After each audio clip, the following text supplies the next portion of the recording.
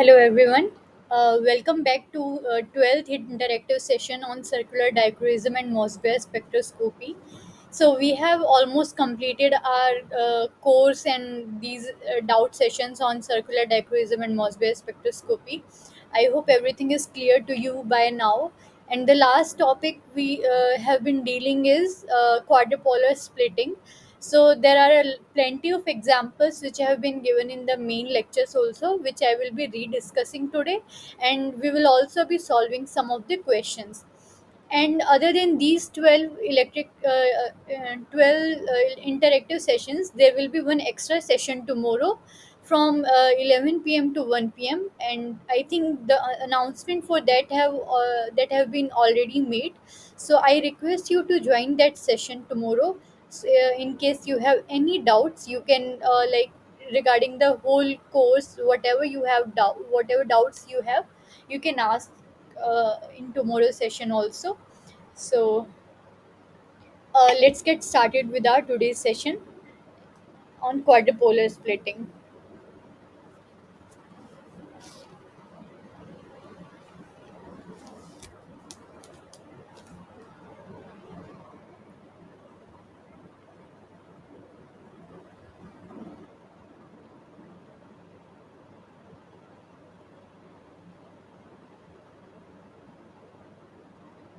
Quadrupolar splitting.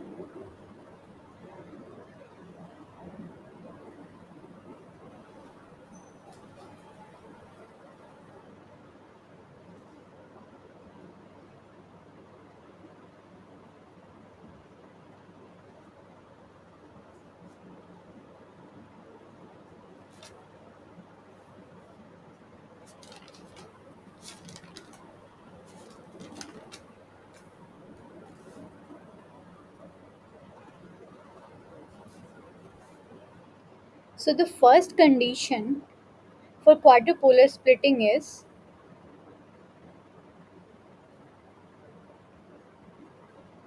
conditions for quadrupolar splitting.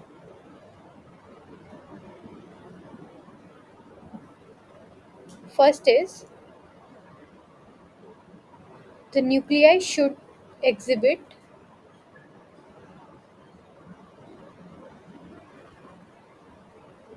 non-zero quadrupole moment.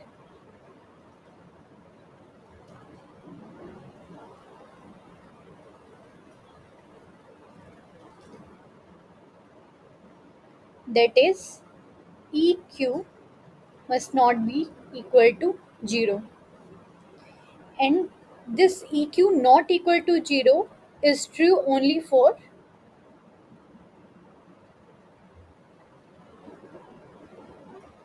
nuclei which have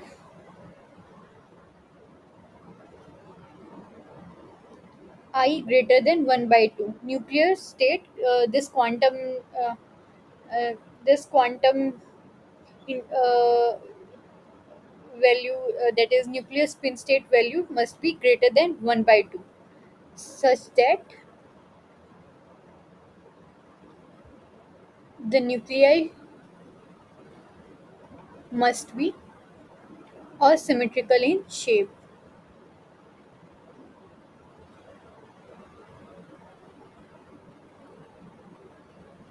And the most common studied nuclei in Mossbauer spectroscopy till now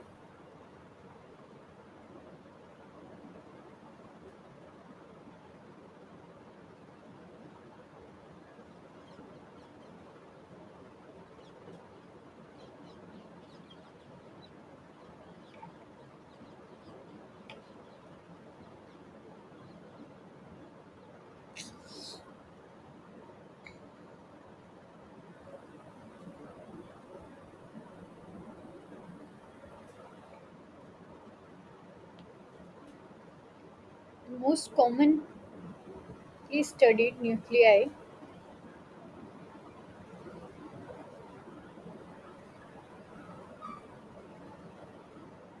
in Mossbauer spectroscopy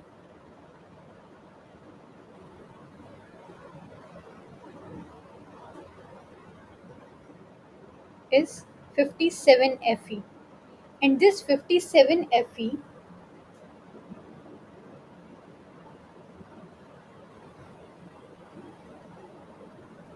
in its ground state, it has a nuclear spin state of I equal to 1 by 2, and in the excited state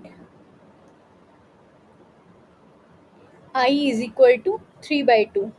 So what does it says? It says that in the ground state of 57 Fe nuclei, there is no possibility of quadrupolar splitting, because in the ground state EQ is equal to 0. That is, quadrupole moment is 0. But uh, in the excited state, EQ is non-zero. So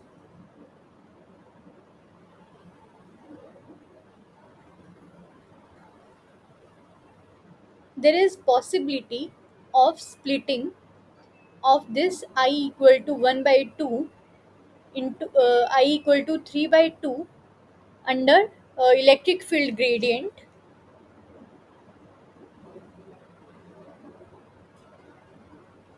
into plus minus 1 by 2 and plus minus 3 by 2. And this splitting is what we call quadrupole splitting.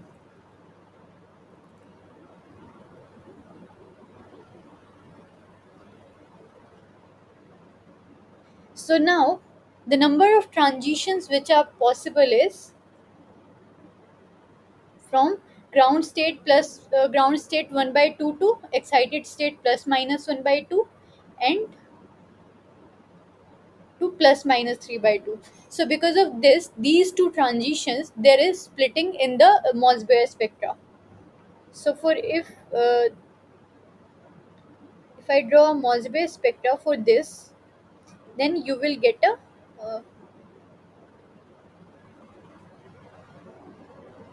single peak in the Mossbauer spectrum.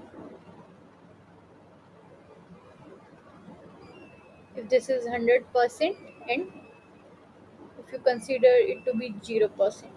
But in the case of quadrupolar splitting, you will get this peak splitted into two different peaks, and the average of these two peaks, if this is x and this is y, then the average of them, x plus y by 2, is what we call isomer shift.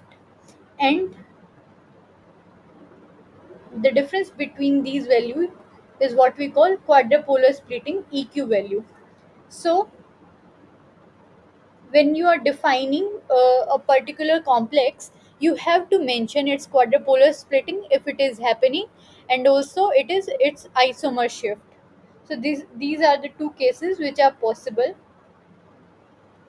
But now we have studied that quadrupolar splitting. When is quadrupolar splitting possible? So the first condition is our nuclei must be asymmetrical. That is, I should be greater than 1 by 2. And the second condition which need to be satisfied is that electric field gradient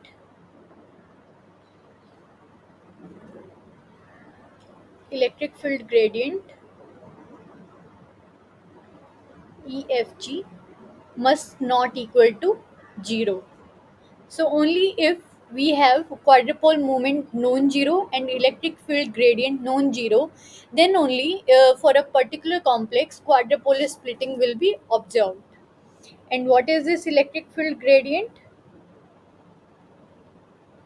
So non-uniform electric field generated due to the electronic distribution in a complex, and the nuclei, see, this is EQ non-zero because it is not spherical, it is asymmetrical, and the electric field gradient here is also non-zero.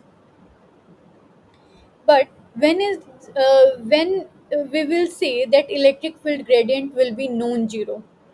So there are two cases. For electric field gradient to be non-zero, there should be lattice contribution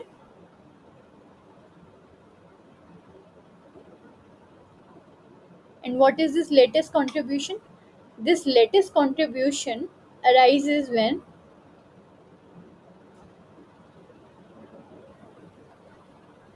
arises when there is asymmetricity in the complex. When there is asymmetry in the coordination geometry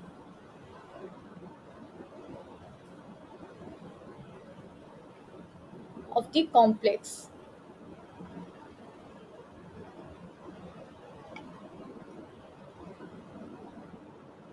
So if we have octahedral symmetry complex,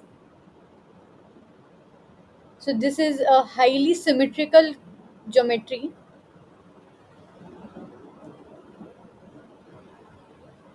geometry.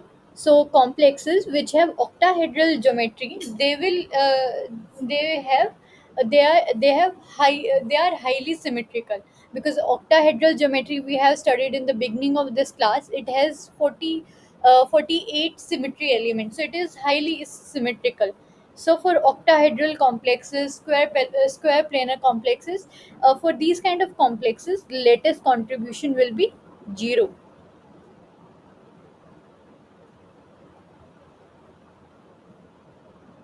Latest contribution will be 0, and hence electric field gradient due to latest contribution will also be 0.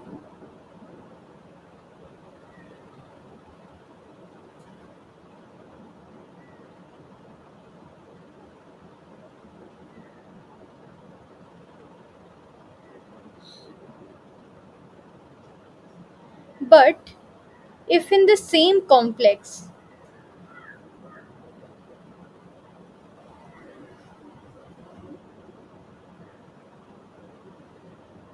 for example, I'm taking this FeS2O6 2 plus complex. So if I draw the structure for this complex, it will be like this.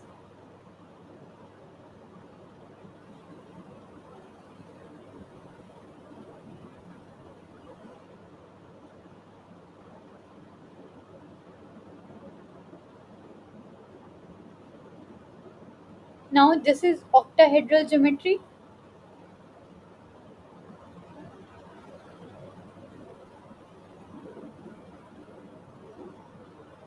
So latest contribution is 0.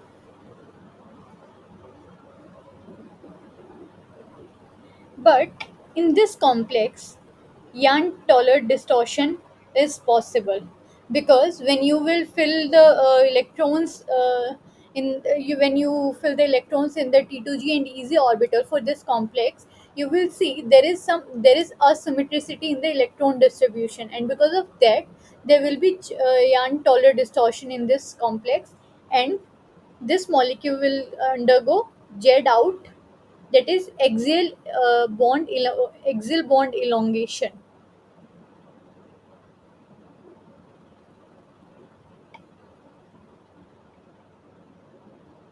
These are the axial bonds which will be longer than the equatorial bonds.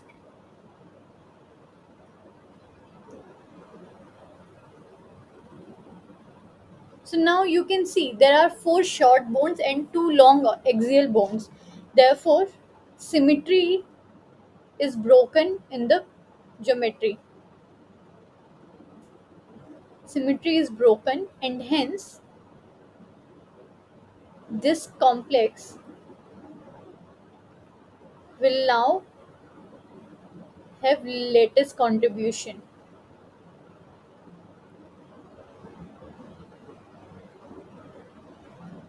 and because of which electric field gradient will be non-zero. So this is the one case possible out of lattice contribution. If you have some kind of breaking of symmetry in the geometry, then you can say that there is lattice contribution. Also, if you replace one of the one of the water ligand with OH minus, let's say. So you will see that again there is some asymmetry in the coordination geometry of the complex.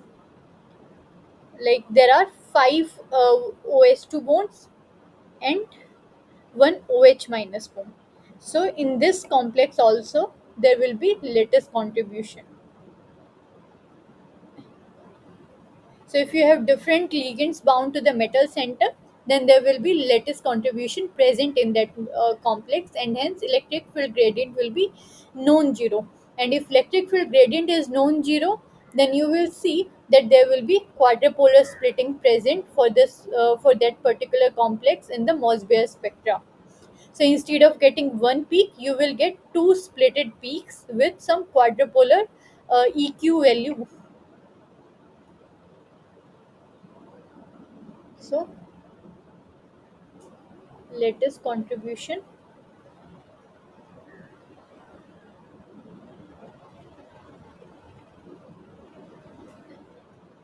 is present. Now, second case where you will find out whether whether the complex has electric field gradient non-zero or not. For that, you have to check its valence contribution.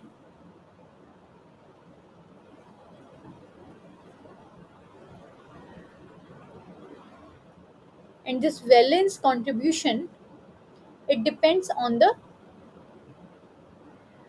it depends on how electrons are distributed. How electrons are distributed around the nucleus.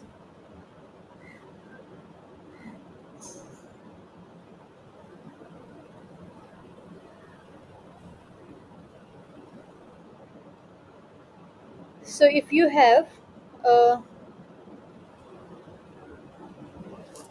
again, we are taking the example of FeS2O62 plus.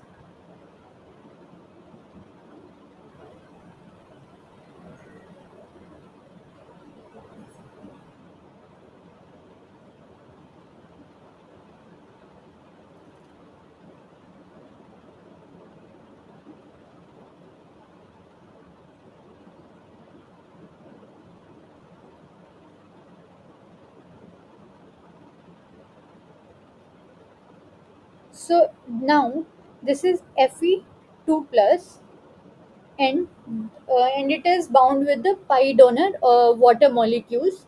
So OS2 can like sigma donate, and it has two lone pairs. So it will sigma donate also, and then pi donation also. It will so now it is a weak field ligand. Sorry, OS2 is weak filled ligand, sigma donating and pi donating.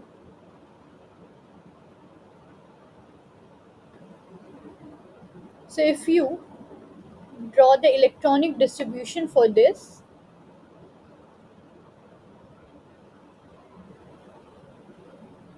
under the ligand field effect, so the orbitals will be what can split it into T2G and EZ orbitals. So now if we fill up the electrons, it is D6 high spin complex. So there will be no pairing since this delta O is lesser than pairing energy. So electrons will be filled in firstly in the T2G and EZ orbital, and then the sixth electron only will be paired. So now this is D6 high spin complex. So you can see that T2G4 EZ2. So this is asymmetrically filled, asymmetrically distributed. So in cases where electron distribution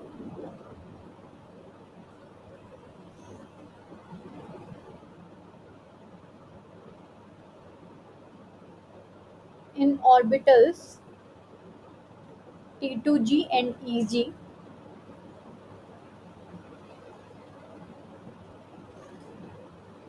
asymmetrical,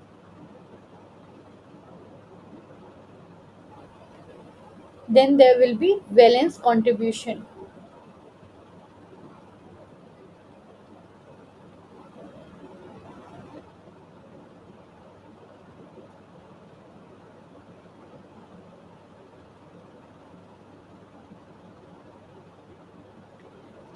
And symmetrically filled,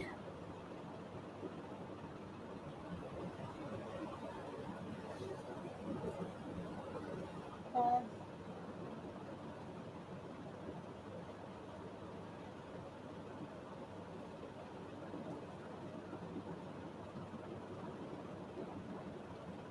symmetric electron distribution,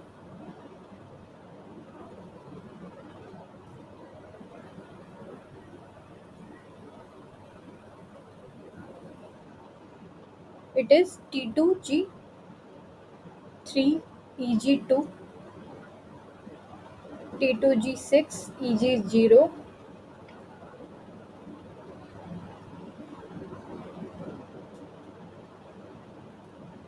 T2G6 E,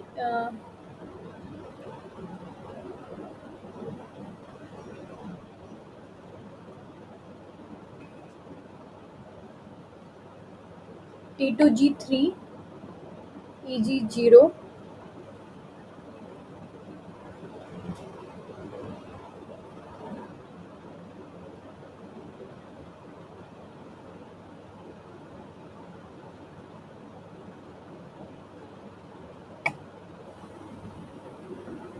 and T2G6 Eg2.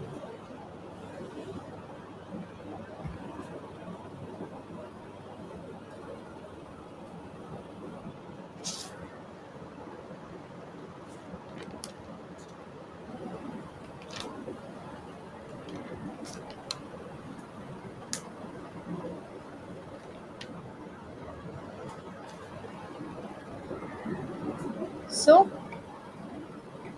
these are the four cases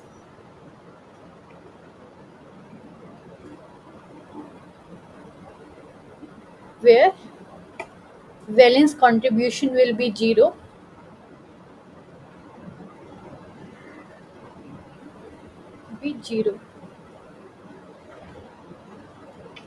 Hence, electric field gradient will also be zero. So now you have to see two conditions. First of all, you have to check whether the nuclei is has quadrupole moment non-zero or not, and that is for a nuclei has quadrupole moment non-zero only when I is greater than 1/2. In the case of 57Fe, it is in the excited state. Its excited state can split up in the presence of electric field gradient. And the second condition, you have to see whether the complex has electric field gradient non-zero or not. And how do you check whether it is zero or not? You have to see whether the complex has lattice and valence contribution present or not.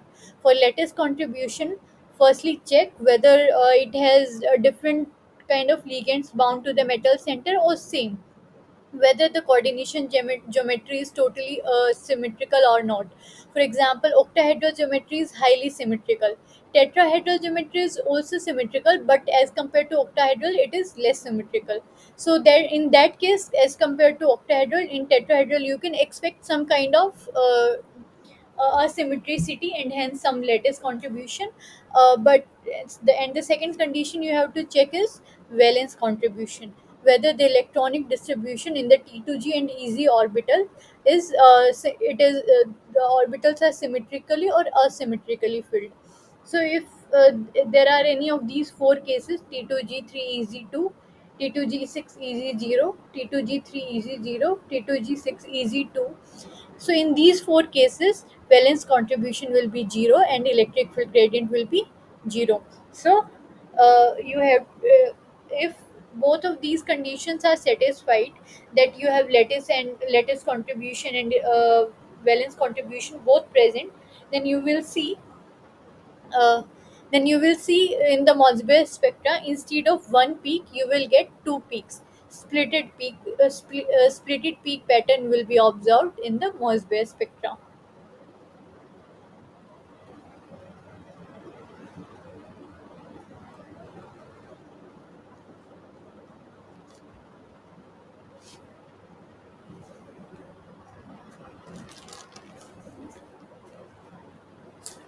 So we have in the last lecture we have discussed some example. So one example was left, that is of hemoglobin, and we will be taking a few more examples also, and then we will in the like around 7:15 we will start the question solving.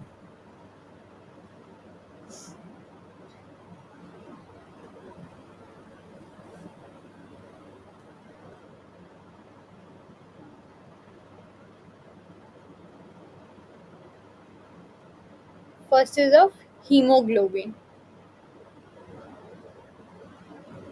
So in hemoglobin, we have Fe metal center, that is iron metal center, and it is in the deoxidized state and oxidized state. Deoxidized state, that is in the reduced state, it is called Fe. This deoxy deoxyhemoglobin, and in the oxidized state it is oxyhemoglobin. So we will study how this metal center changes its oxidation state, and how the geometry changes, and how we can differentiate it with the help of Mossbauer spectroscopy. So in the deoxygenated state we have uh, this, it is bound in the porphyrin system,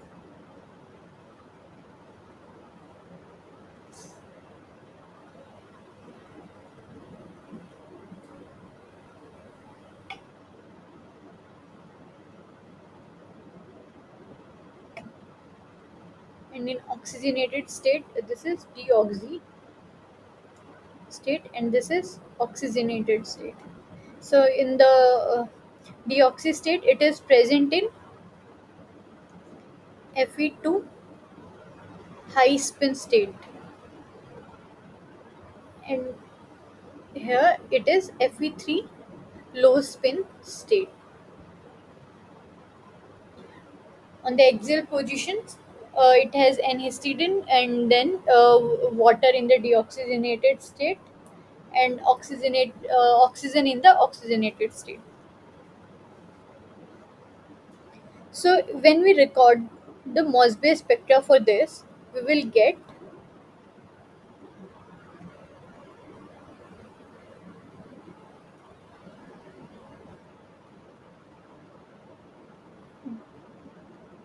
isomer shift value to be 0.89, quadrupole splitting value 2.23, and here it is 0.23, and here 2.12.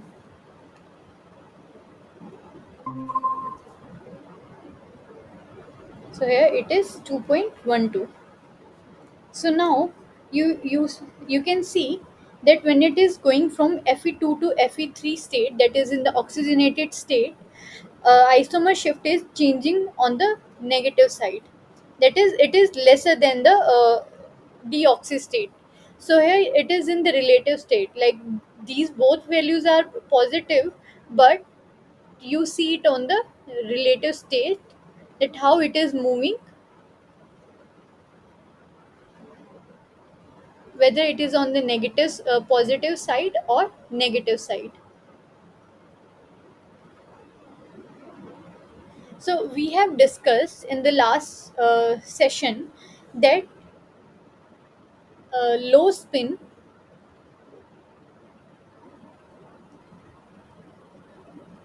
low spin and this high spin, and also low oxidation state will be on the positive side, and high oxidation state will be on the negative side. And how it comes on the negative side and positive side? So Fe2, Fe3. Fe2 has d6 electrons, and Fe3 has 5 electrons in the d orbital. So now, because of if like if we have a low oxidation state, that means we have more d electrons, and more d electron means more shielding effect. So more shielding effect,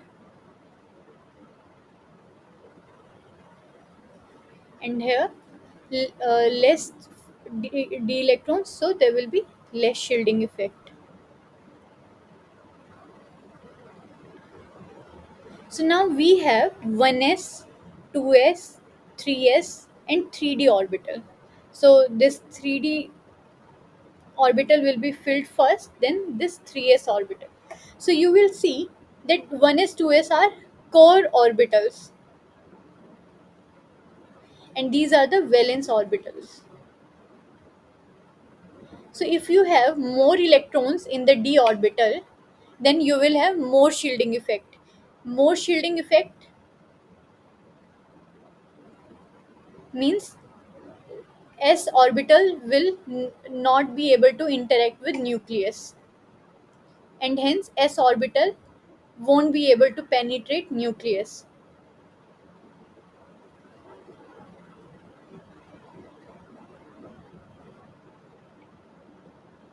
and therefore psi 0 square, that is s electron density in nucleus, will be less.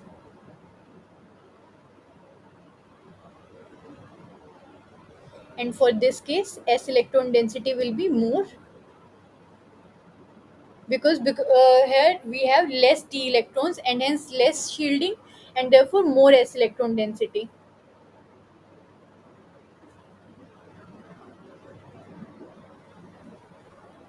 So here you will see that delta r by r value is negative. Delta r by r value is negative for Fe, and here also. So overall, this less s electron density multiplied with the negative delta r by r value, you will see it will overall it will be on the positive side. So Fe2 will have delta value on positive side, and this uh, s electron density is more now, and delta r by r value is negative. So overall, just multiply if we multiply both these value, it will go comparatively on the relatively on the negative side.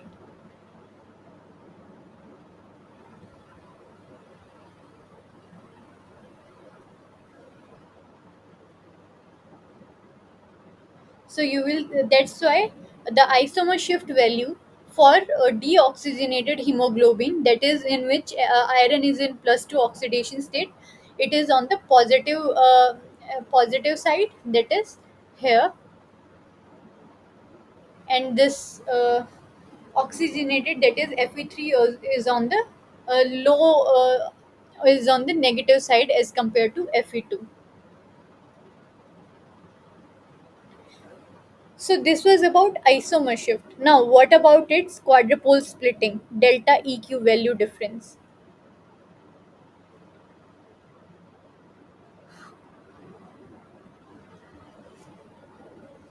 So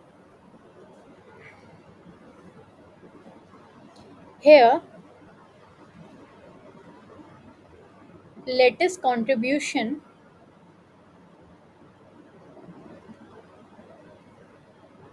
is present in both deoxygenated and oxy form of hemoglobin,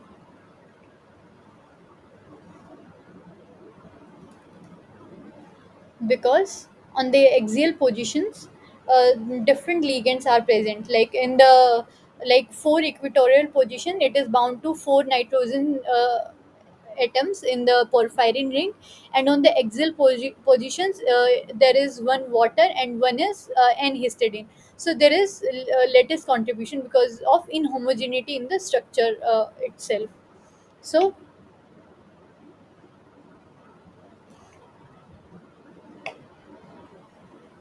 because of different ligand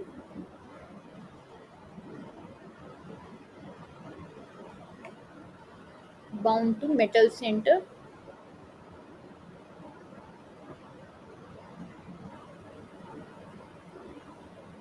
so there will be quadrupole splitting because of this lattice contribution. But now, what about valence contribution? So you can see that delta EQ value, uh, this delta EQ value is 2.23 for Fe2, and for oxygenated it is 2.12. That is less.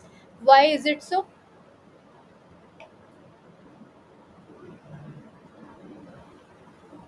So you will.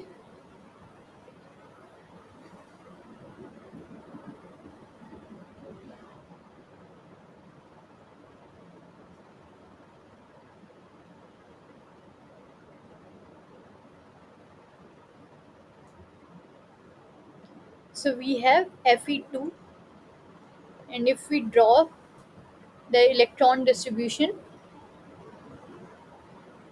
it is in d6 high spin state. So 1, 2, 3, 4, 5, 6.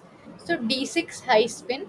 So there is some asymmetricity, therefore valence contribution is present.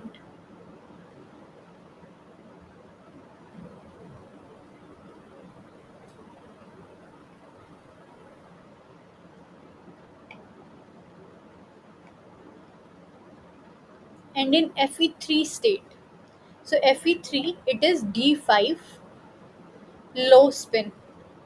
From in the oxygenated form, iron is present in plus 3 oxidation state and in the low spin state. So here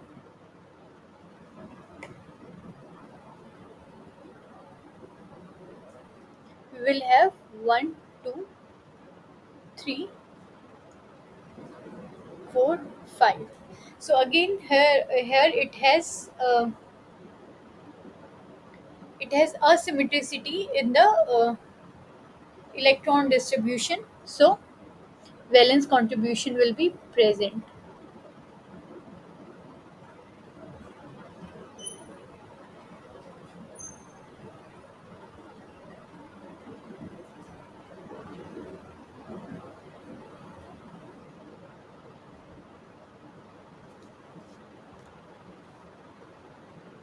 So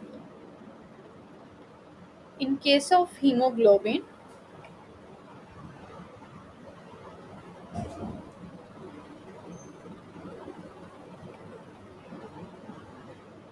both lattice and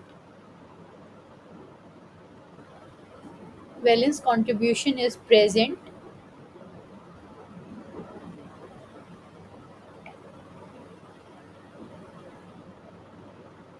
Therefore, they have comparable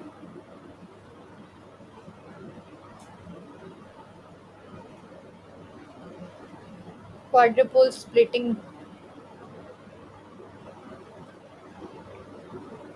values.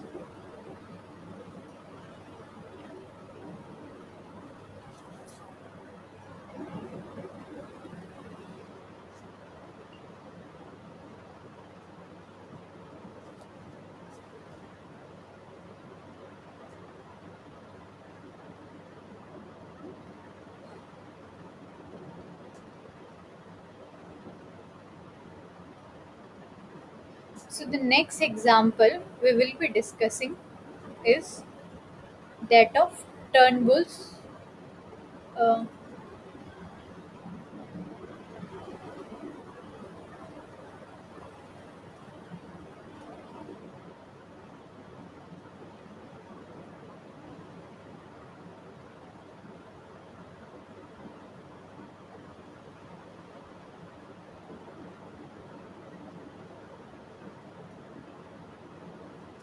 So there is one question in the assignment on this.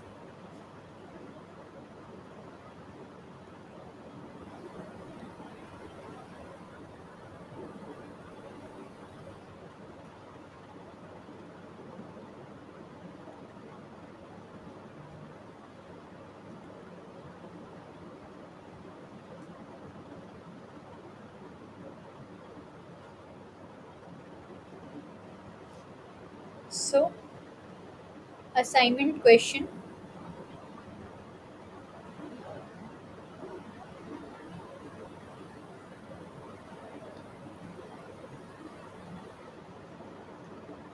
electron exchange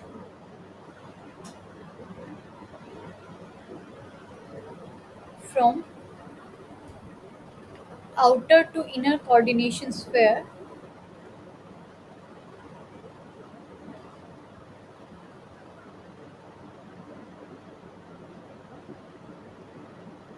happens at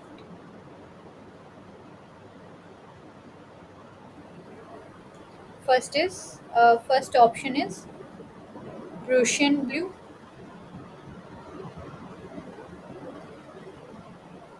second is Turnbull's blue,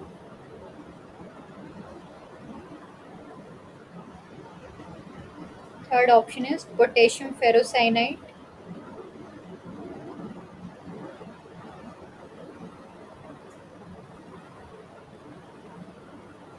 fourth is potassium ferricyanide.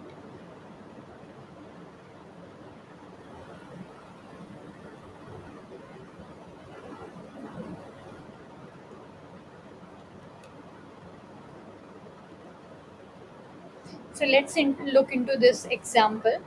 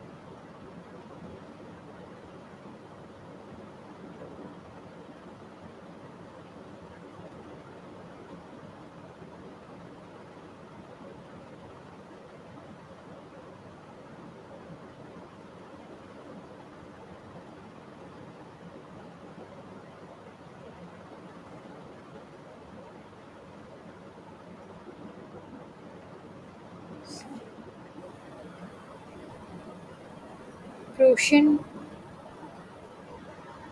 blue and Turnbull's blue.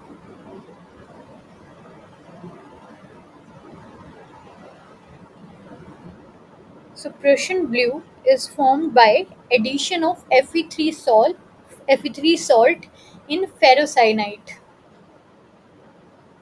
Prussian blue, Fe3 salt is added in ferricyanide, Fe2 CN6 4 minus, and it is blue in color. So the reaction, the complex which is formed on this addition is Fe4,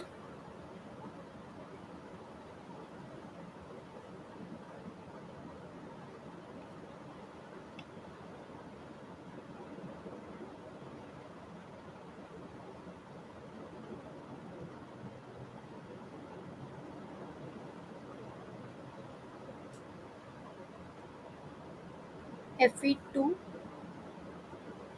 CN6 thrice. So here in outer we have Fe3, and inner like In the inner sphere, it is Fe2 base ligand system. And in the Turnbull's blue,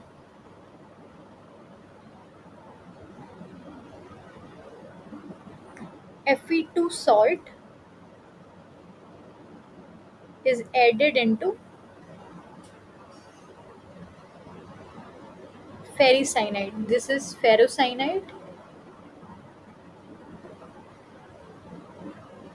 and into Fe3 CN6 3 minus. So this is ferricyanide.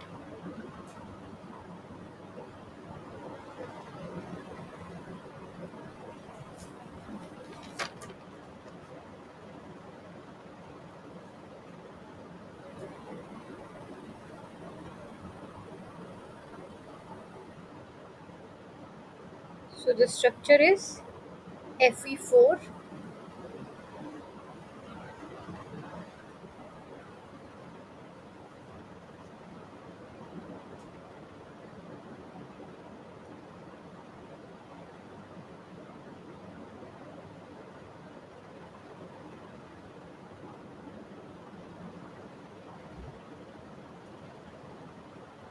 Fe3 CN6 thrice.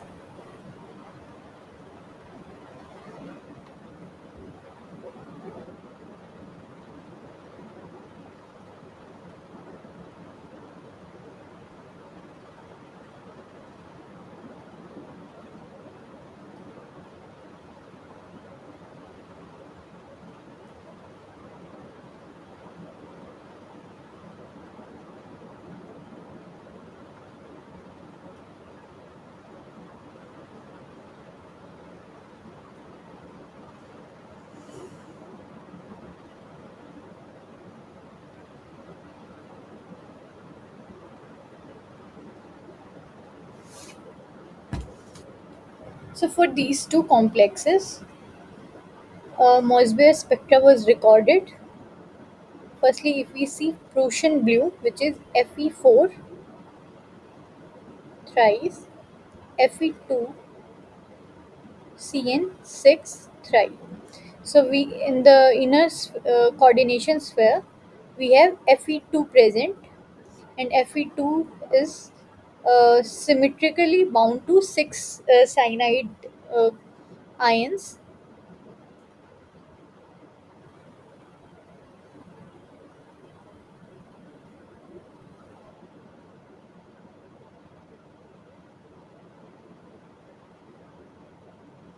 So Cn is a strong field ligand, pi accepted ligand. So we will get Fe2, that is in d6 low spin state. Okay, and the electron distribution will be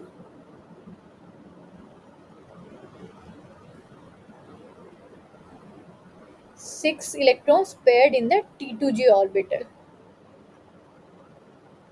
So here what we are getting, T2g6 easy 0 electron distribution.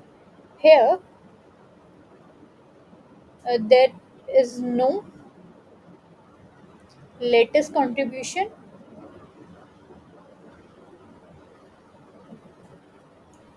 as we have a symmetrical coordination geometry, that is octahedral, and no valence contribution.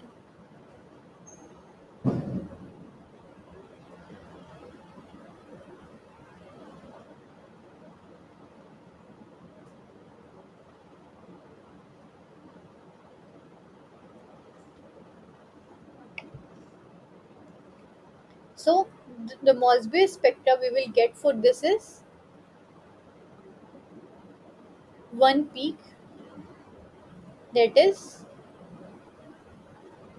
no quadrupole splitting, Fe2 low spin. There is no quadrupole splitting observed for this.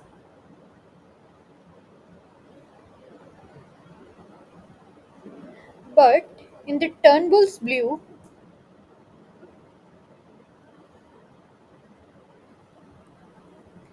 we have Fe2 on the outer coordination sphere, and Fe3 in the inner coordination sphere. So now we have again octahedral coordination geometry,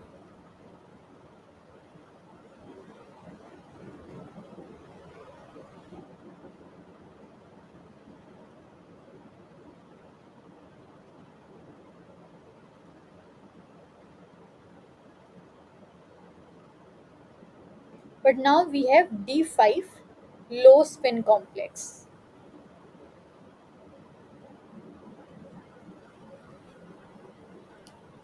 And if we have Fe in the low spin, then its delta value will be on negative side. And the reason we have already discussed in the last classes, because it is bound to strong field ligand. Low spin means there is pairing happening in the complex, and pairing of electrons will happen in the T2G orbital. And because of this strong field ligand, the electron density from the metal center, that is from the d orbital of the metal center, will be pushed towards the pi acceptor ligand.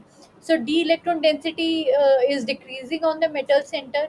That means there will be low shielding. Low shielding means there will be more s electron density penetration in the nucleus, and that more s electron density penetration multiplied by negative delta r by r value will give us the isomer shift value comparatively on the negative side.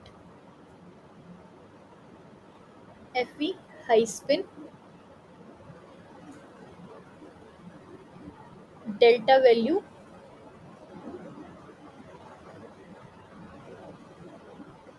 relatively on positive side.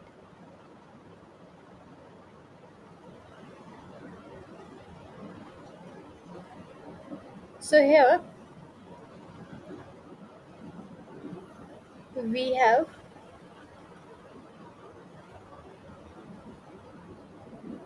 T2G5. It is 5 electrons in the T2G orbital.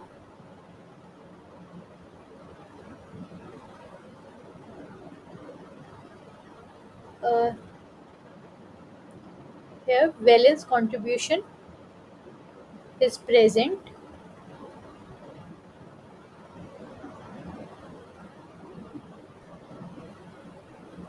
Therefore, we will observe a quadrupole splitting.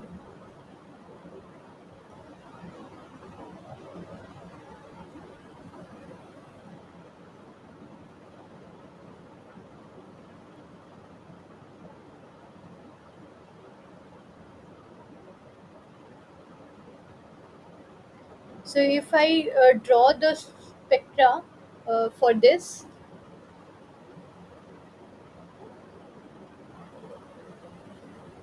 you will see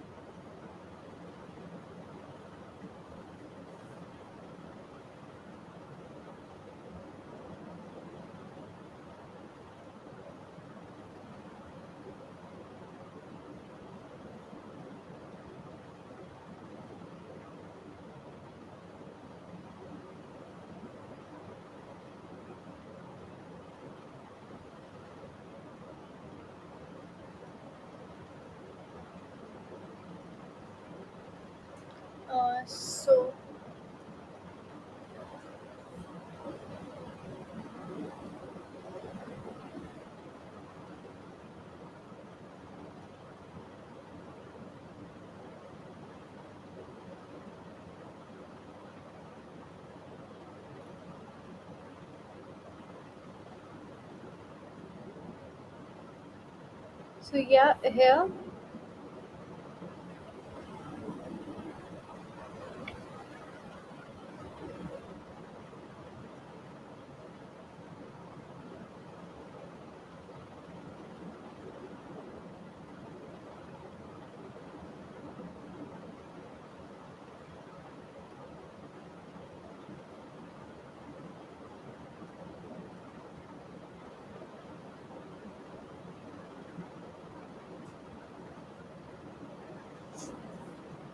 So here in the we are like if we discuss about the Prussian blue only in this thing.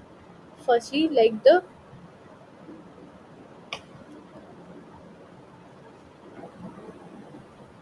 rectangle blue.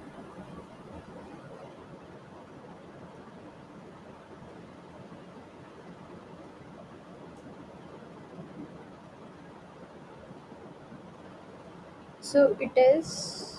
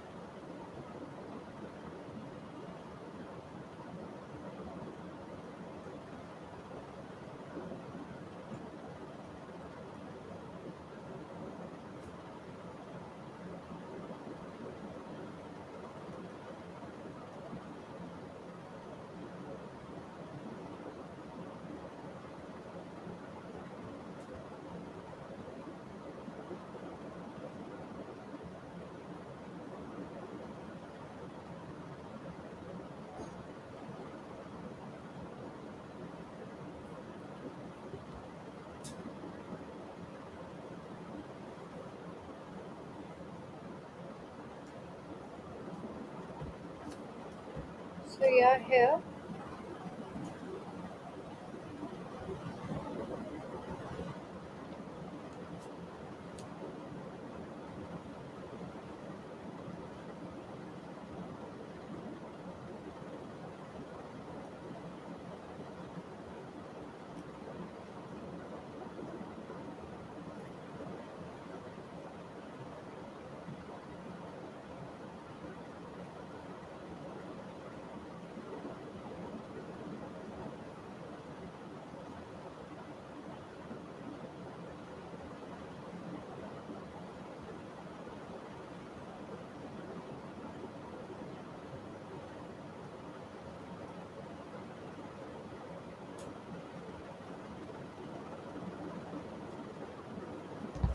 So the main experiment, if you follow it correctly, the main experiment which was done is uh, a 57 Fe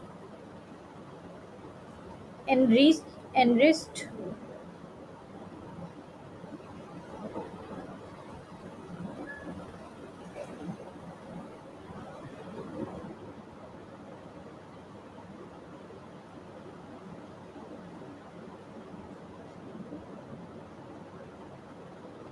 an enriched 57 Fe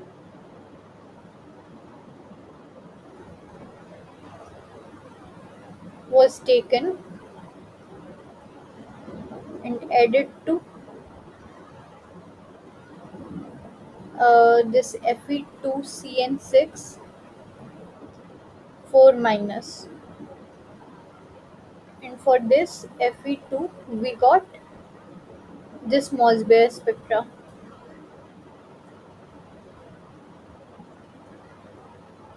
in which Fe3, this enriched Fe3 is in high spin state.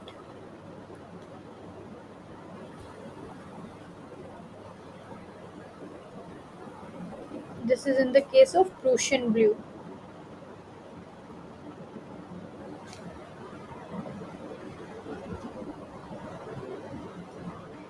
In the Turnbull's blue,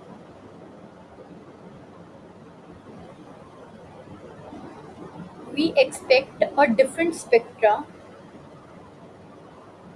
a different Mossbauer spectra,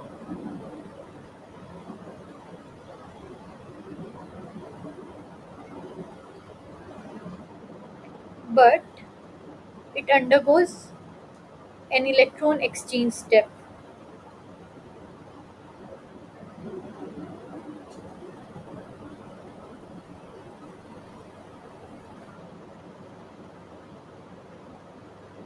That is 57 Fe2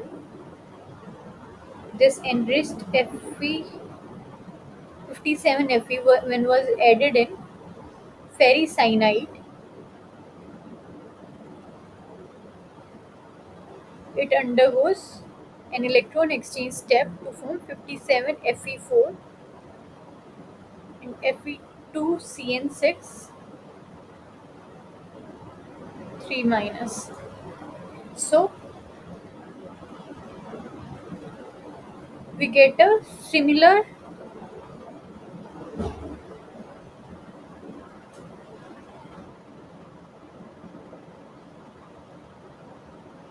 Mossbauer spectra for the both of them. So the right answer is Turnbull's blue.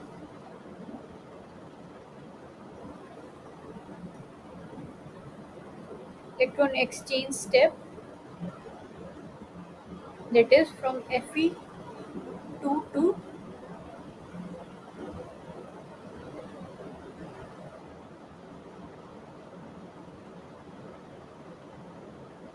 form Fe3 Fe2 CN6 4 minus.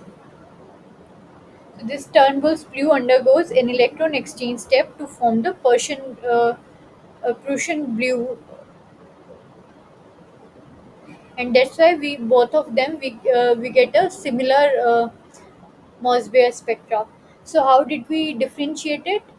We firstly record the individual spectra for both of them, but then we observe that Turnbull's blue Mossbauer spectra is similar to the Prussian blue.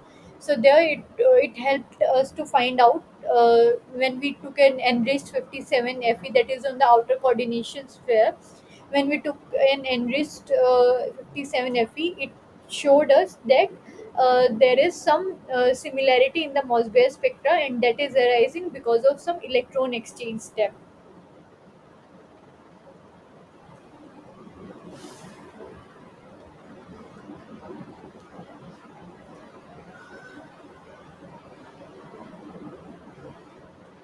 So the next question is,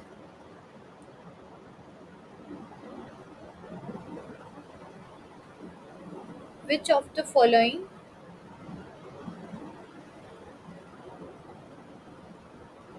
will show highest quadrupolar splitting?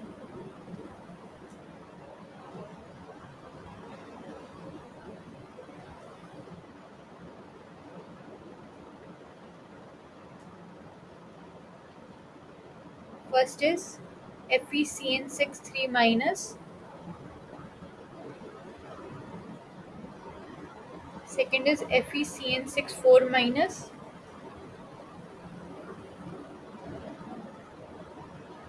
third is FeS2O6 3 plus, fourth is FeS2O 6 2 plus.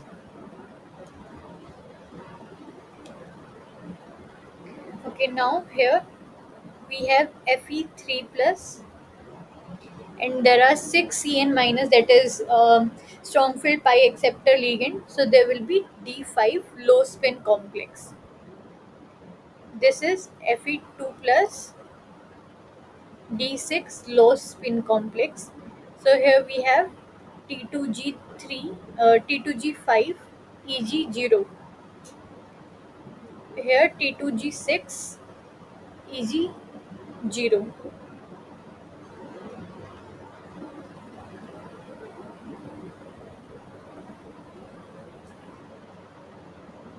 Again Fe3 plus D6 high spin, that is T2G4 EG2. Here we have Fe2 plus, sorry, here we have D5. So T2G3 EG2, and this is D6 high spin, because now we have sigma donor pi donor ligand, that is S2O. So here we have T2G4 EG2. So firstly we will see, we have to find out which will have the highest quadrupolar splitting.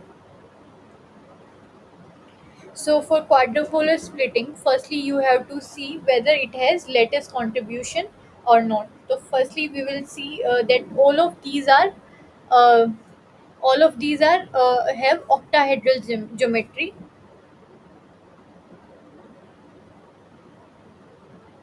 All of these have symmetrical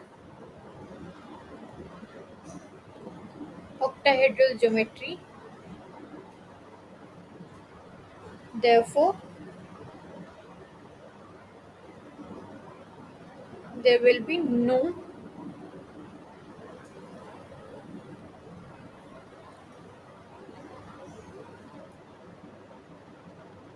quadrupolar splitting. Sorry, there will be no lattice contribution.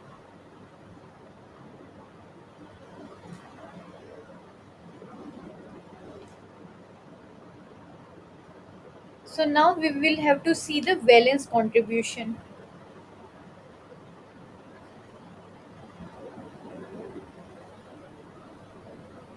That is a symmetric electron distribution.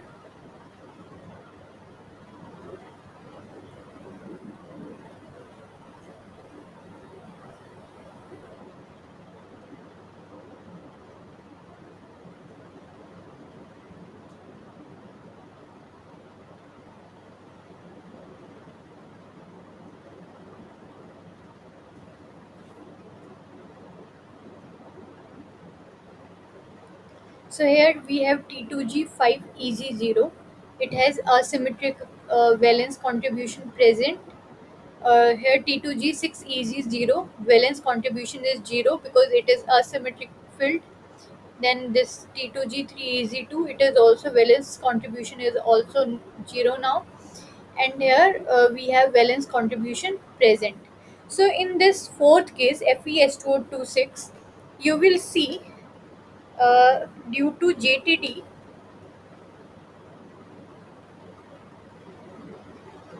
there will be uh, there will be symmetry breaking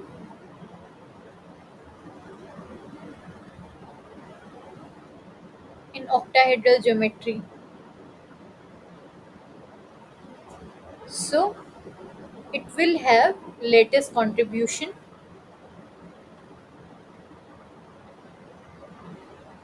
and valence contribution both.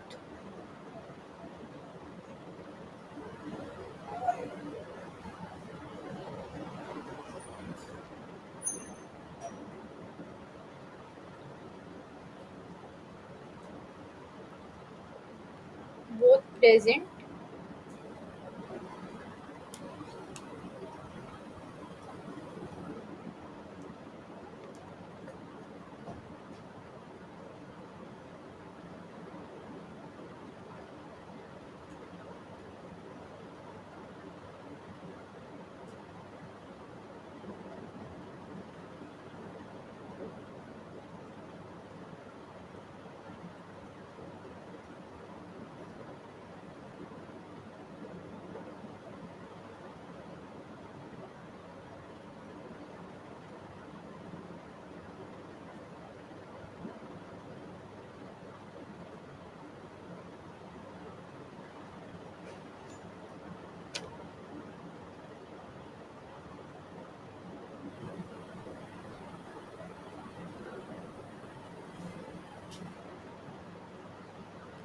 Also in FeCN6 3 minus, there will be JTD.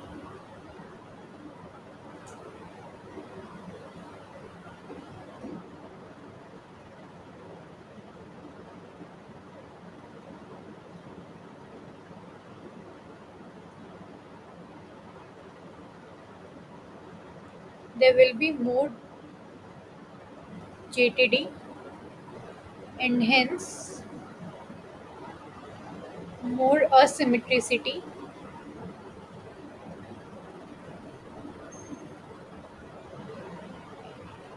coordination geometry.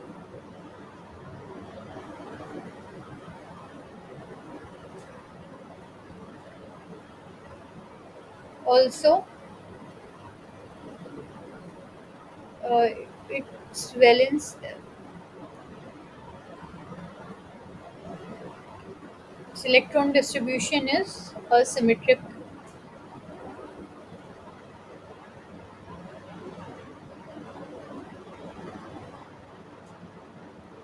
Therefore, FeCN6 3 minus will have maximum quadrupole splitting.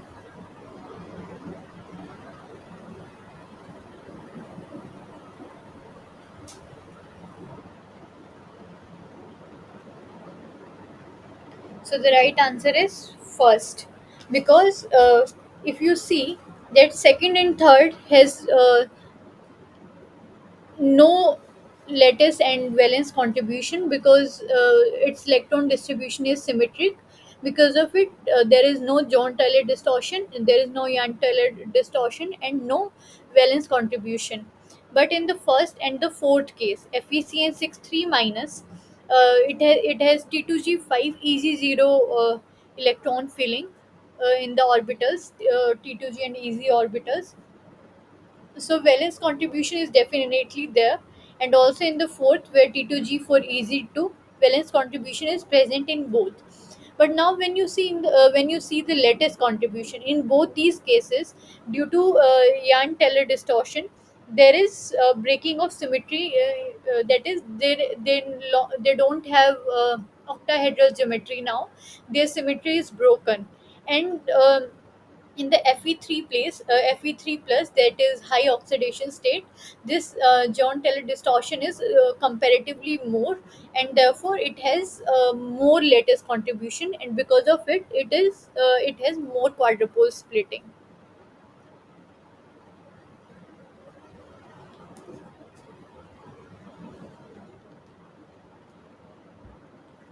So the right answer is first.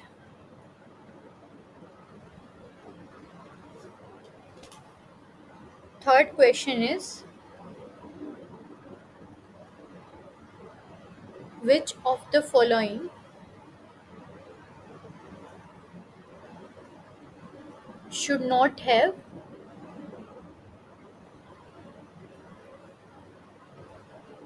any quadrupole splitting?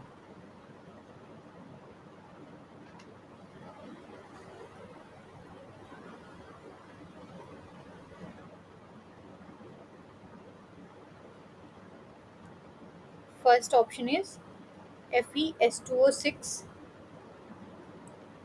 3 plus. Second is FeCN6 4 minus. Third is FeS2O6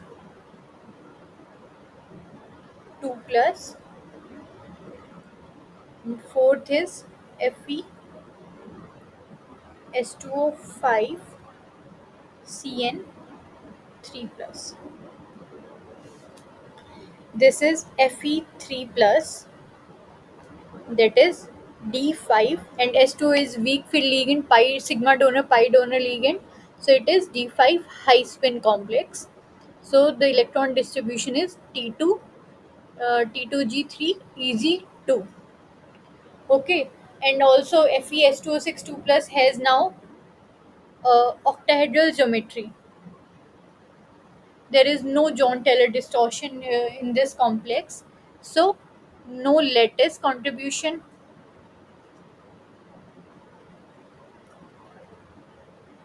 and no valence contribution. So clearly, first is the Fe3 plus.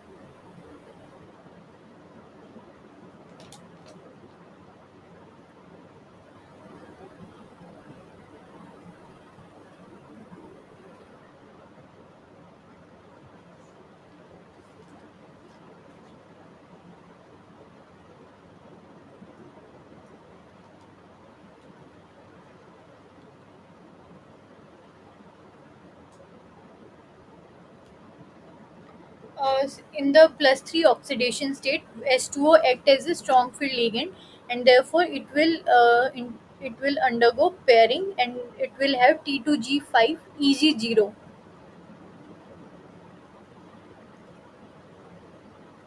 EG0 electronic distribution. So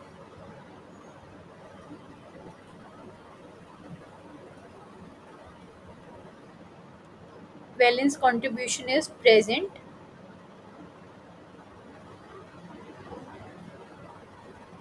So there will be some quadrupole splitting.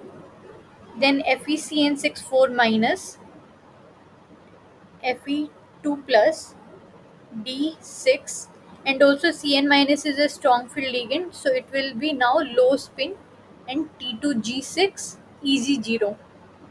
So in this case, there is no lattice and valence contribution. So before like commenting on this, whether it has lattice and valence contribution, carefully fill the these orbitals. Like electron filling must be very correct. That is in T2G and EZ orbital. So that you have to see which ligand in the which oxidation state behave as a strong field and weak field ligand. So here you see FeCN64 minus will have no lattice and valence contribution, and hence no quadrupole splitting.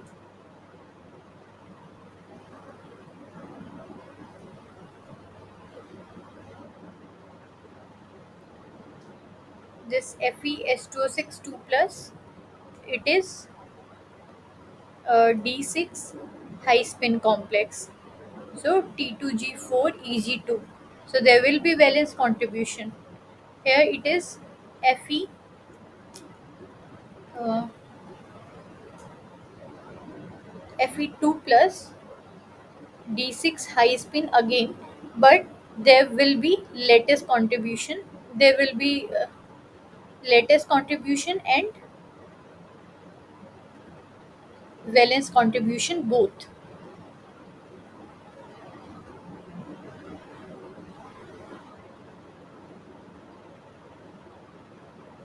both present.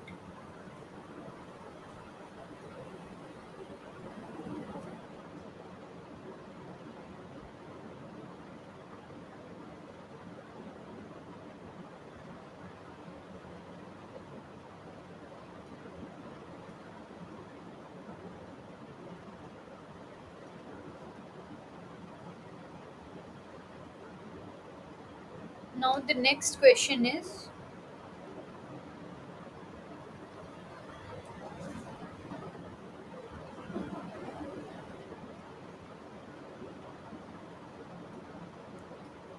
which of the following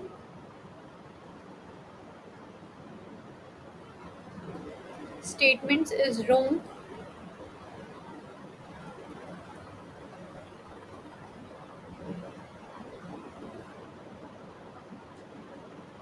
about sigma interaction between metal and ligand?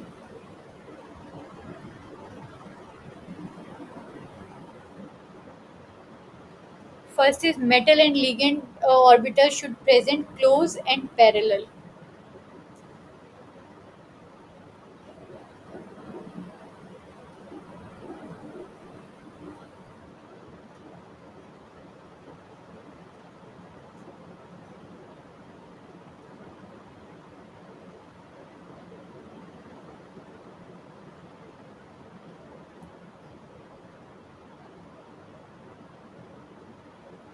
Second is electron density should be present in the internuclear axis. So yes, in the in when we form sigma bond, the sigma bond is formed along the internuclear axis. So there should be some electron density present in the internuclear axis.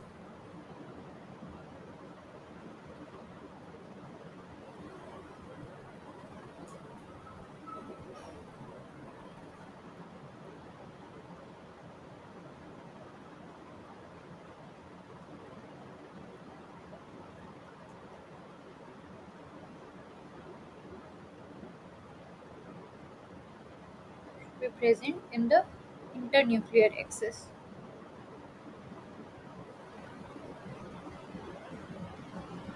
Third is there should be head-on interaction between metal and ligand orbitals.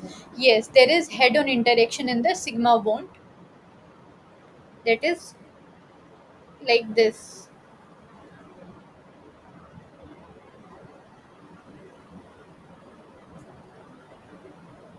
So in sigma bond there is head-on interaction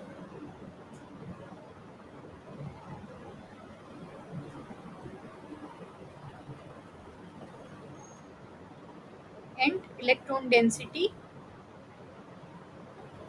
is present along internuclear axis.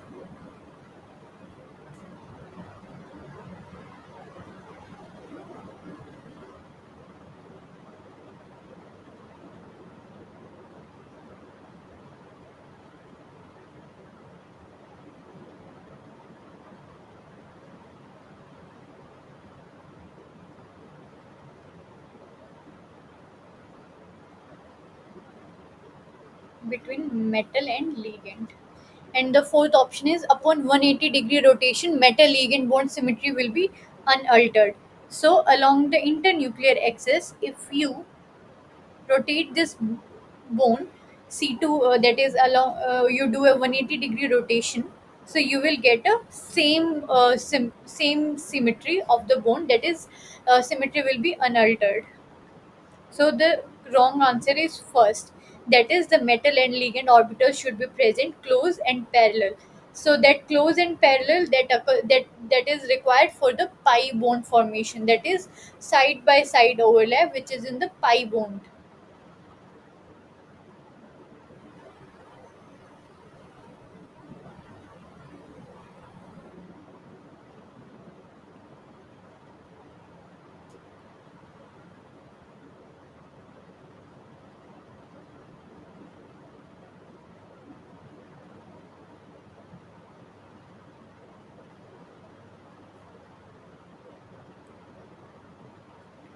Now the fifth question is the number of peaks expected.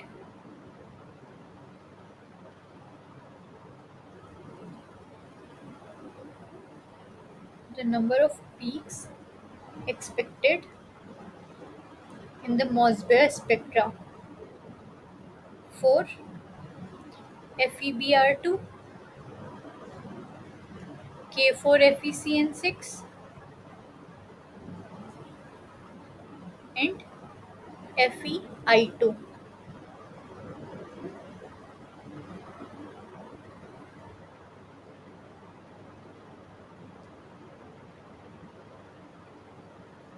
So we have FeBr2, K4FeCN6,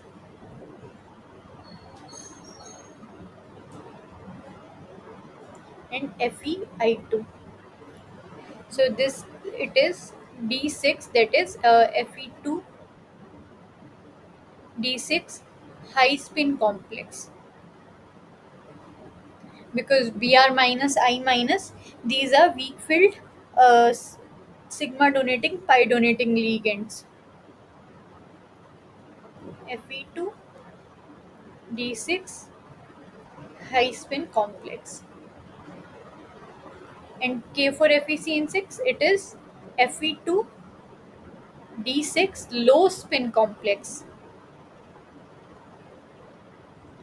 So if I draw the Mossbauer spectra for three of them in same spectra, like this.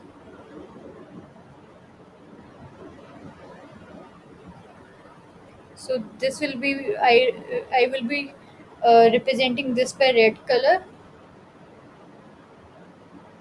green color,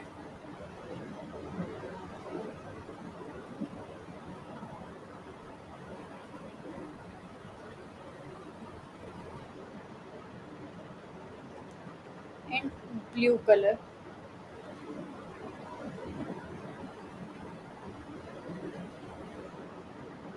So firstly, Fe2D6 high spin complex. It is T2G4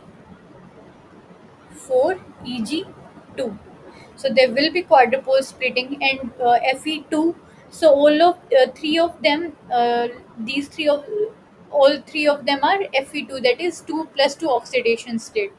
So we don't have to differentiate these three based on the oxidation state, but we will be differentiating them based on their spin. That is, two of them are high spin complex and one is low spin complex. So low spin complex, which is K for FeCN6, low spin complex is generally, we have discussed just now,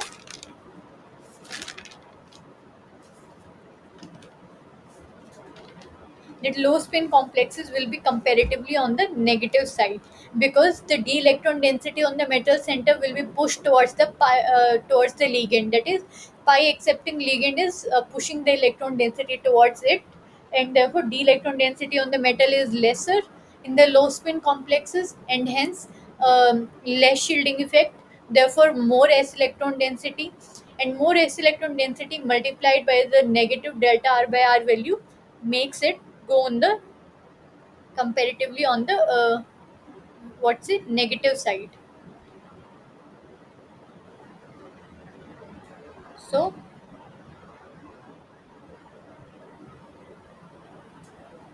this is the,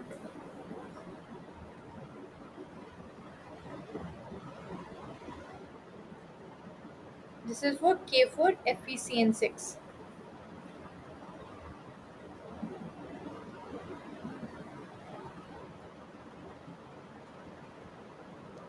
Now we have FeBr2 and FeI2. So among bromine and iodine, iodine is more pi donating. Therefore it will be it will increase the d electron density, and therefore it will be comparatively on the positive side.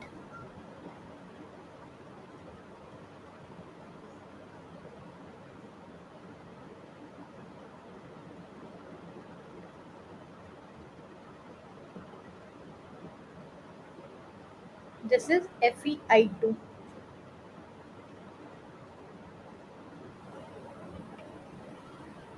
And also this Fe2, sorry, I have done a mistake here, and this is the mistake I have done. That is, in the K for FeCN6 there will be no quadrupole splitting. That is, it will have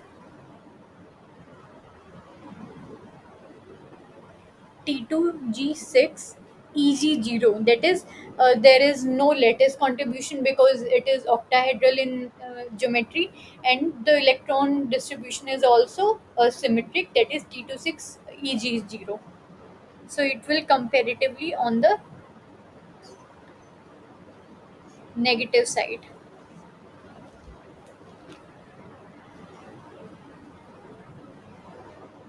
So there will be no splitting in the K for FeCN6.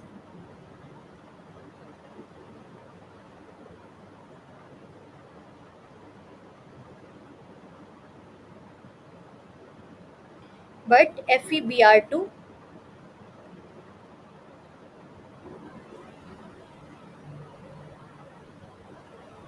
it will be splitted into two. Similarly, and its isomer shift value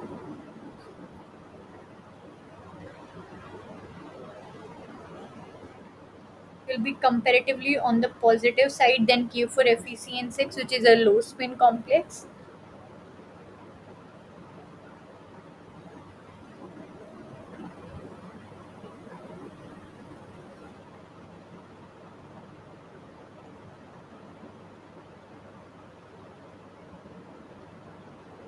This is for Fe2. It will be on the positive side. So FeBr2 has uh, it has two peaks. K4 FeCN6 has one peak because there is no quarter pole splitting. FeI2 has also two peaks. So the right answer for it will be 212, which is B in the options.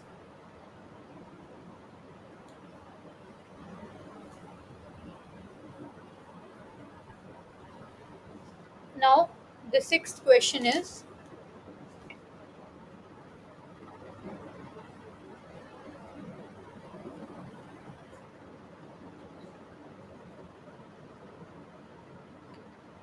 a particular Mossbauer nucleus has spins I is equal to 5 by 2 and I is equal to 3 by 2 in excited state and ground state respectively.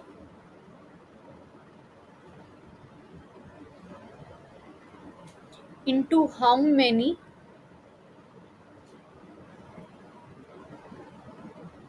lines will gamma ray spectrum split? Gamma ray spectrum in Mossbauer spectrum will split, and we have to consider the nucleus is under the influence of an electric field gradient only. That is, there is no influence of any internal magnetic field. There is only uh, consider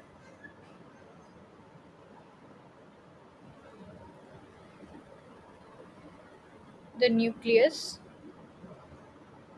is under the influence of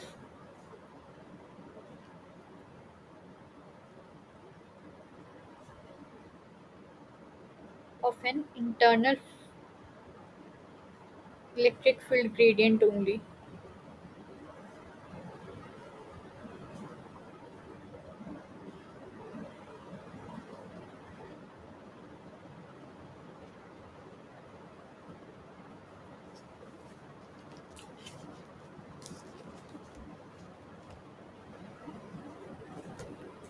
So for this,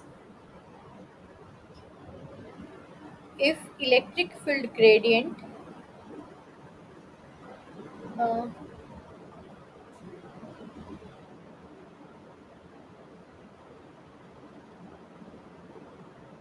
if electric field gradient is equal to 0 when there is no lattice and valence contribution, and when electric field gradient is non-zero.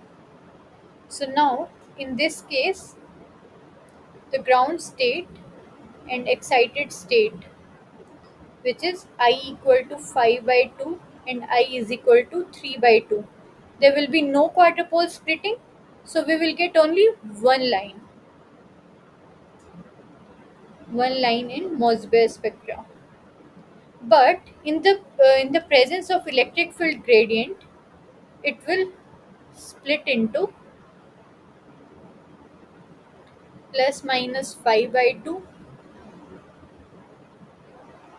plus minus 3 by 2 plus minus 1 by 2. So in the presence of electric field gradient, a nucleus with spin state greater than 1 by 2, it will split up. So in the ground state also it is more than 1 by 2, so it will split here also, plus minus 3 by 2 and plus minus 1 by 2. So now there are five splitted states, and the transitions possible are plus minus 1 by 2 in the ground state to,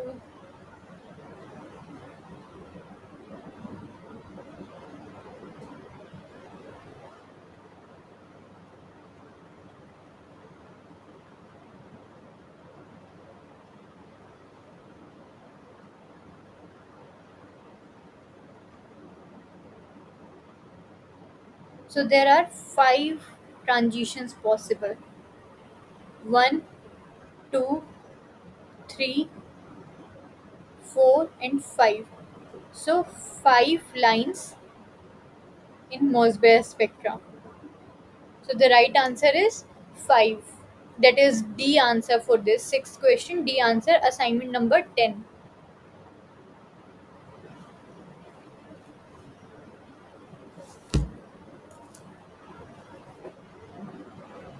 So seventh question is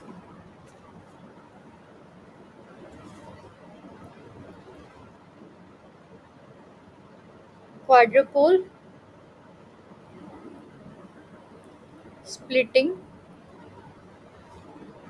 will not give information about.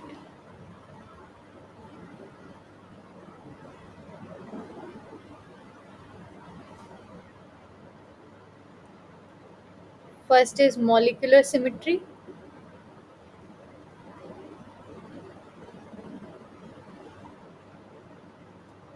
Second is electronegativity of ligand. So molecular symmetry, yes, quadrupole splitting gives us information about molecular symmetry. So if there is some quadrupole splitting, then we can comment whether it has lattice contribution or valence contribution.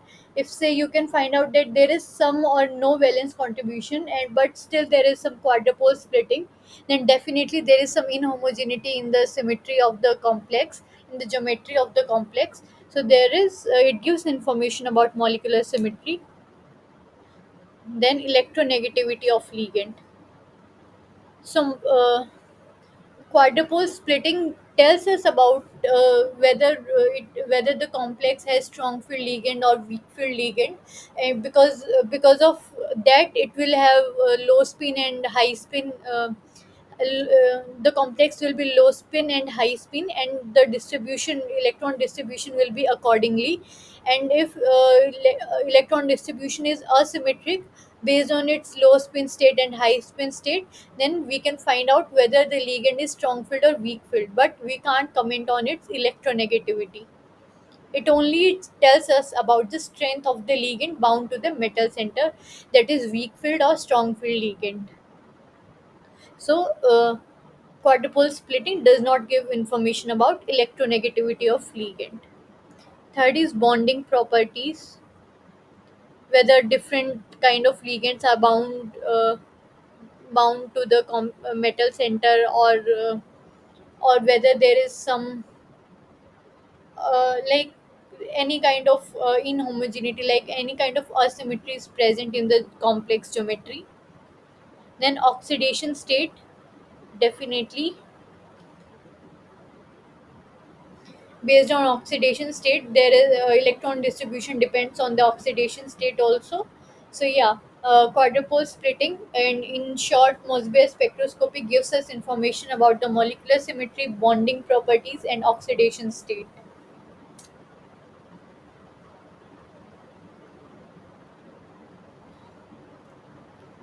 The next question is charges on ions surrounding the Mossbauer probe atom in non-cubic symmetry gives rise to. Non-cubic symmetry, that means there is the symmetry in the molecule is lesser, so therefore it will have some lattice contribution, which is the third option. Let me write the question. Charges on ions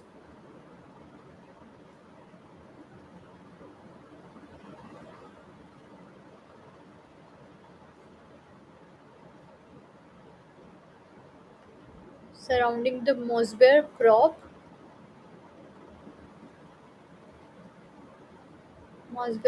atom in non-cubic symmetry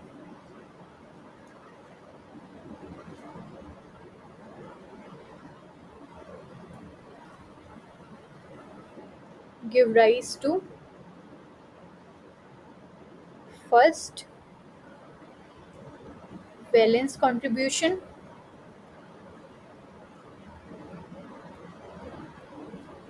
Second is asymmetry of the molecule.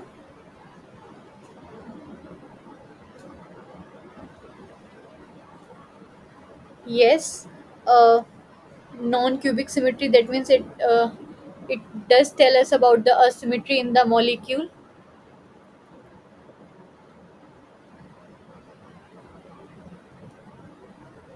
Latest contribution, because there is asymmetry. That is non-cubic symmetry implies that there is some asymmetry in the geometry of the complex, and that would result into quadrupole splitting.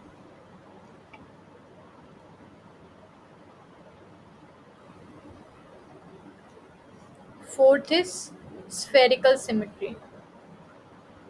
So spherical symmetry, if it has been cubic symmetry, such as octahedral, tetrahedral, then it would have been spherical symmetry, and there will be no quadruple splitting in the Mossbauer spectra. So the right answers are second and third.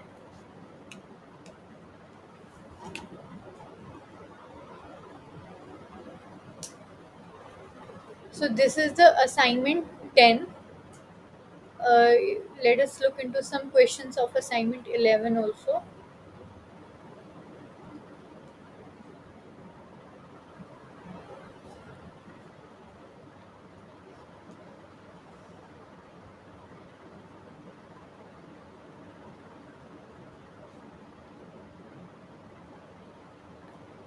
Assignment 11,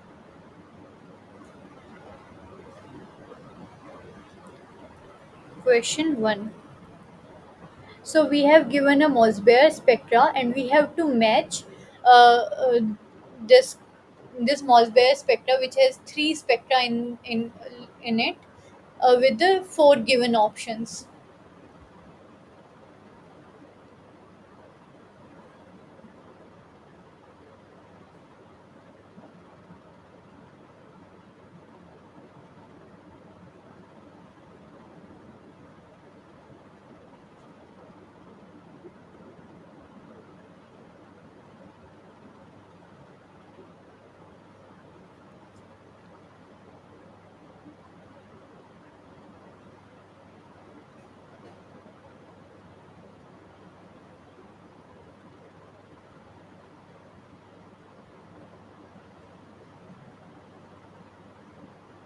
This is A,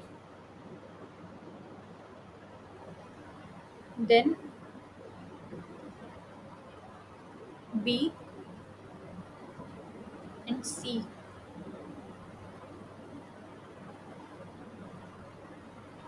So these three spectra are given, and we have to match it with, like, we have four options: A, Fe, So, 47,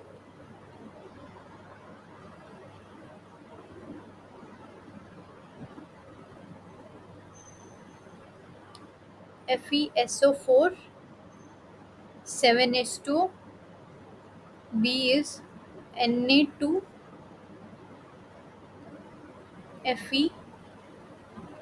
FeCO5NO, 2H2O. C is K4FeCN6, 2H2O, and D is FeCl3. So in the first question, uh, we have to match the following Mossbauer spectra with the correct compound given below. So we have to tell figure A corresponds to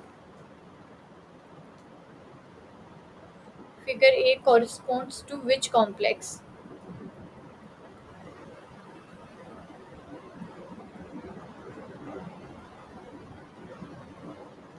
So firstly, we can see that this A spectra has quadrupole splitting.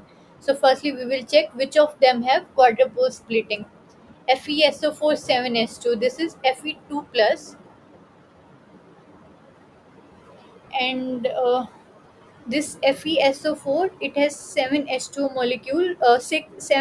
molecule bound to it, and one SO4 ligand. So definitely there is lattice contribution. So there will be quadrupole splitting present in the B, Fe2, and it will be D6 high spin complex. Then Na2 FeCO5NO. NO positive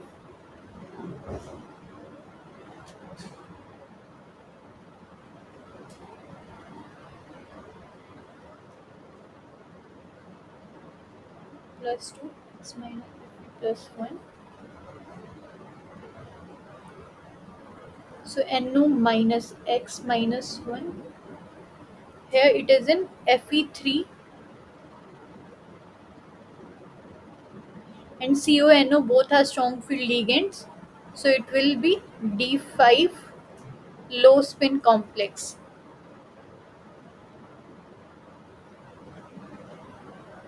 C is K for FeCN6 is Fe2 plus D6 low spin complex. FeCl3 is Fe3 plus D5 high spin complex. So only A and B.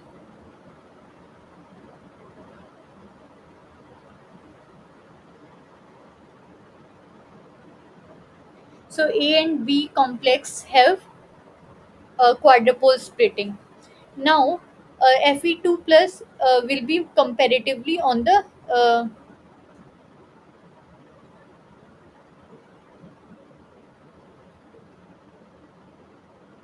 positive side because Fe3, which is D5, high oxidation state will be comparatively on the negative side, and low oxidation, which is Fe2 plus, will be on the on higher isomer shift side. So A corresponds to FeSO4, and this C option, this corresponds to B option, and K for FeCN6 will have will have no splitting. So figure B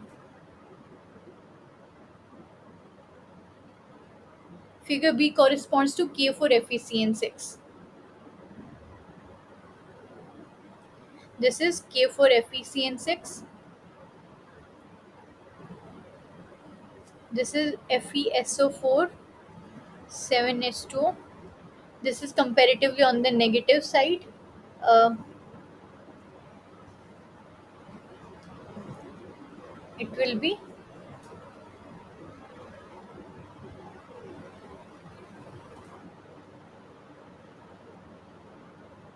it will be because of this Fe3, which should be on the l- negative side, that is lower isomer shift side. So the right answer for this is Na2 FeCO5NO. So yes, this is how we have solved question 1, 2 and 3 of this. So first check which one of these have quadrupole splitting. Then it will be easier for you to match. So whichever has splitting, you can match that, and then you have to check the isomer shift value based on the oxidation state and high spin and low spin of the complex. Okay.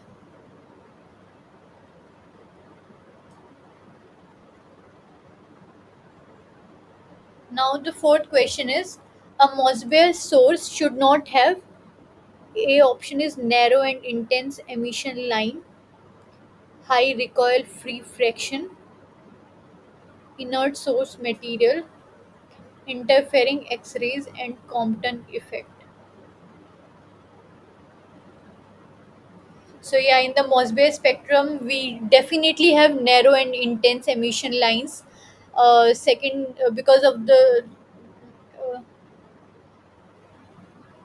like line width into the time scale is more, so therefore line width will be narrow. The time spent by the electrons in the excited state. So yeah, narrow and intense emission lines are observed in the Mossbauer spectra. Then high recoil free fraction. So the basis for the Mossbauer spectroscopy is that the source and sample are bound into the solid matrix in order to get the recoilless transition. Third, inert source material. So here we took the original sample, that is 56 Fe, is bombarded with deuterium, which give rise to 57 cobalt, and that 57 cobalt, which is 57 cobalt decays to give 57 Fe, by giving by electron capture it gives out 57 Fe.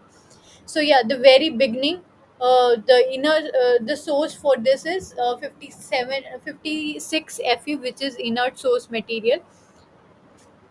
It is not radioactive. And the fourth answer is interfering X-rays and Compton effect. So yes, we this whole process, Mossbauer spectroscopy, involves gamma rays, so there should be no interfering X-rays and Compton effect. So the right answer is fourth. A Mossbauer source should not have interfering X-rays and Compton effect. Then the fifth question is, which of the following isotopes is Mossbauer active? Which we have already discussed this question a number of times now. 56 Fe. First is 56 Fe. So yeah, 56 Fe. Iron is the only.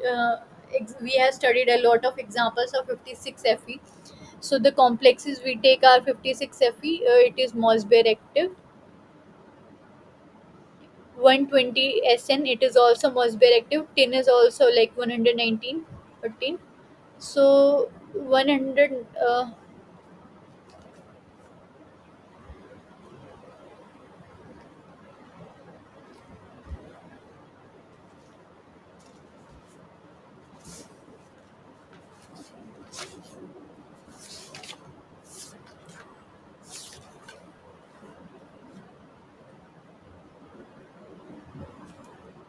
For this fifth question, Mossbauer active nuclei are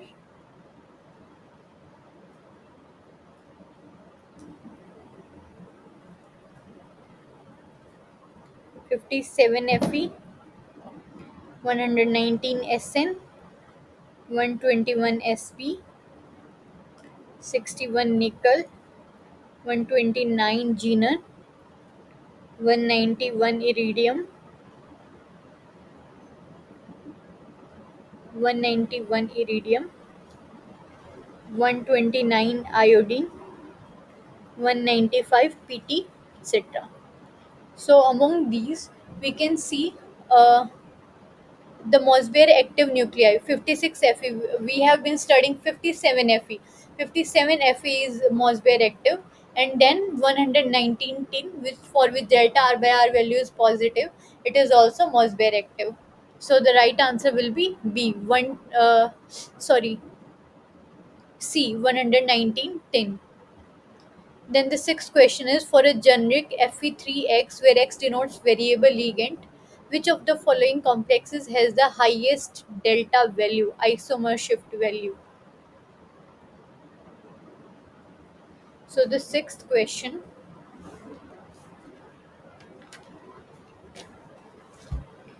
we have FeX. So X is OH2, then Nr3, CO, and NO positive.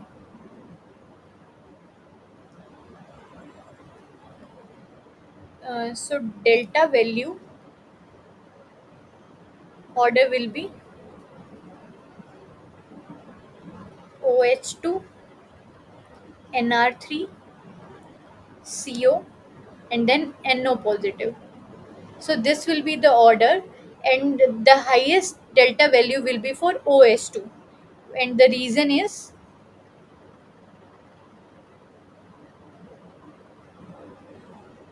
uh, delta isomer shift value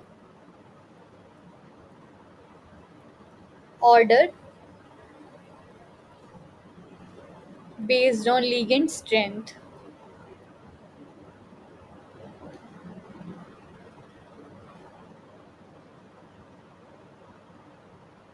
So pi donating and sigma donating, which is this S2A is both pi and sigma donating, then sigma donating only, then pi accepting, and in that pi accepting also negative charge followed by neutral and then followed by positive charge on the ligands.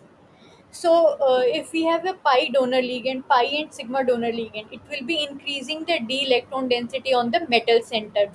More the d electron density on metal center, more will be shielding, and hence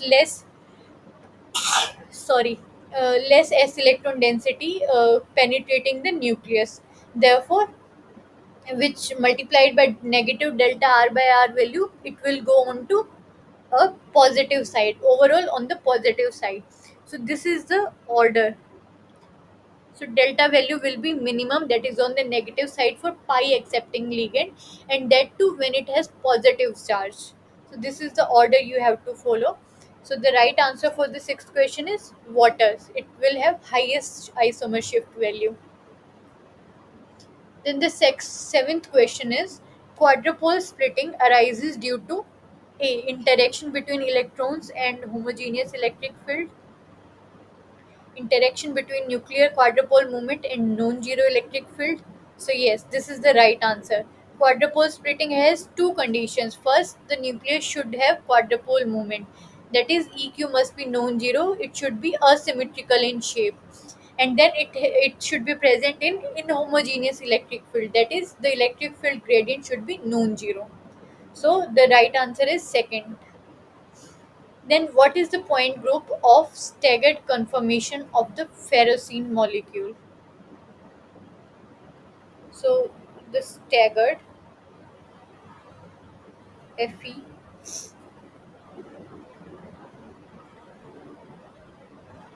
So, definitely it has C5 as the principal axis of rotation. Then it has 5C2 perpendicular to C5 principal axis. Then it has like this is the C5 axis. Okay. Uh, then there are like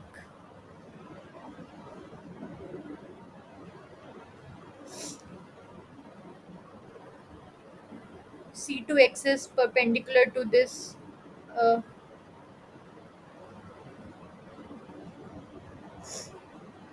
that you just have to draw. And then there is sigma h. No, sigma h is not present perpendicular to it.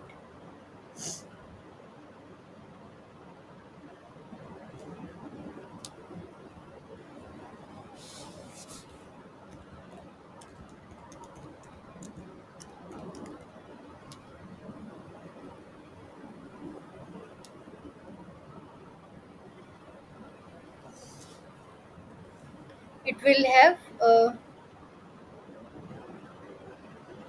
just a minute, like this is the ring, so there will be C2 passing through each of the bone. So there will be 5 C2 present,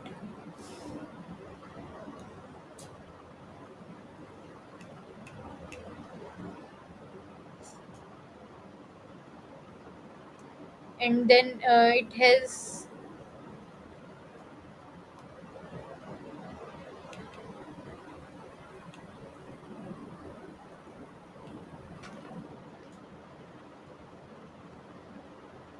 so the point group is D5D point group because there is no sigma h present, but there are 5 sigma d present, dihedral planes present. Okay,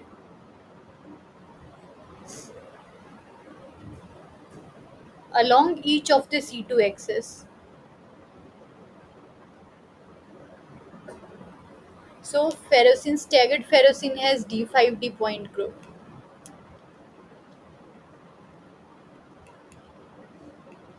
So we have solved both week 10 and week 11 assignment. I hope everything is clear by now. So we will discuss whatever left, like for the Mossbauer spectroscopy. We will wind up everything tomorrow in the tomorrow's extra session. So we have completed 12 interactive session till now. In the We have one last extra session tomorrow, that is from 11 p.m. to 1 p.m. Whatever topics have been left, we will cover tomorrow, and also any questions you have, you can ask. So, this is the today's like 12th interactive session. Please join tomorrow's session also if you have any doubts or any kind of concern related to the course. So thank you so much for your kind attention.